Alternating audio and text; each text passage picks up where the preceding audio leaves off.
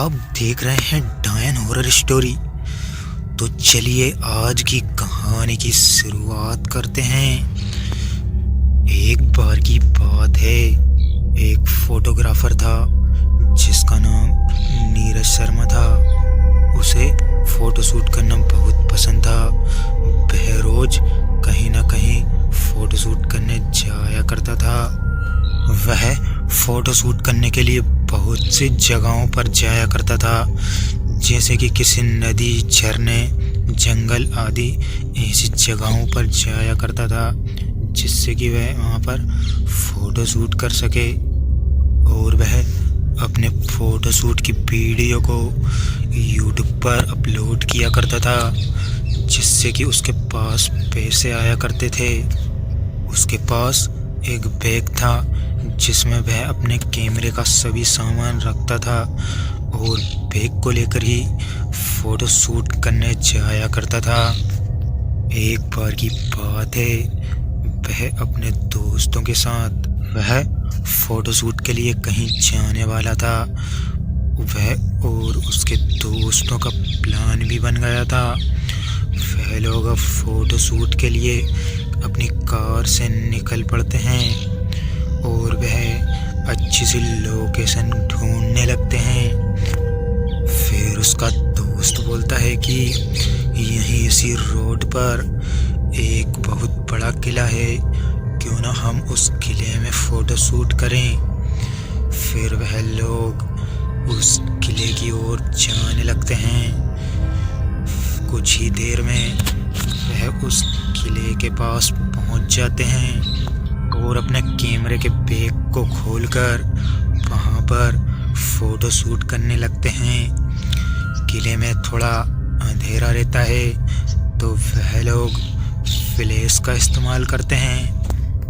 बहुत सारे फोटो खींचने के बाद वह लोग वहां से अपने घर की ओर निकल आते हैं। रात को नीरज खाना खाकर अपने रूम में आ जाता है और सोचता है कि क्यों ना मैं उन फोटो को देखूं जो हमने आज खींचे हैं। फिर वह अपने कैमरे को कंप्यूटर से कनेक्ट करके अपने फोटोज को देखने लगता है। जैसे ही पहला फोटो खुलता है तो उसके होश उड़ जाते हैं। वह देखकर दंग रह जाता है कि फोटो में उसके पीछे कोई बैठा हुआ है। फिर वह अपने फोटोज को एक एक करके देखता है तो देखता है कि सभी फोटो में कोई चुड़ैल है जो कि हर फोटो में आई हुई है। यह सब देखकर उसके होश उड़ जाते हैं। वह बहुत घबरा जाता है और काफी तेज डरता है।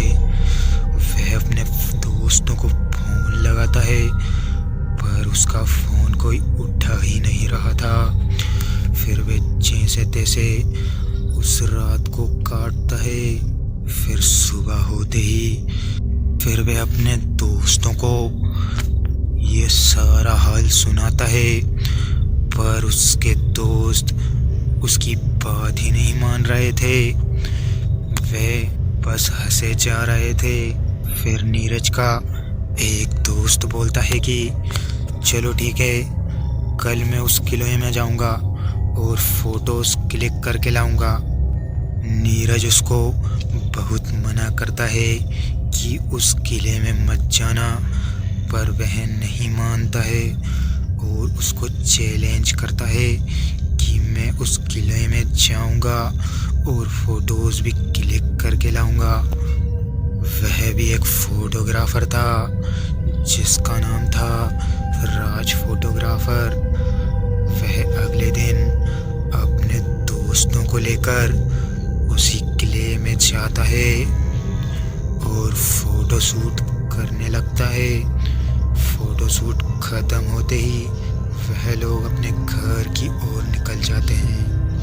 घर पहुंचते ही वह अपने कैमरे को चार्ज लगा देता है। फिर रात हो जाती है। वह जब सब काम से फ्री होकर अपने रूम में जाता है और अपने कंप्यूटर को ऑन करता है और जो फोटो किले में क्लिक की थी उन्हें देखने लगता है। जैसे ही वह अपने पहले फोटो को खोलता है तो फोटो को देखकर उसके होश उड़ जाते हैं। फोटो में पीछे की ओर एक चुड़ैल रहती है जो कि उसे देखकर हंसे जा रही थी।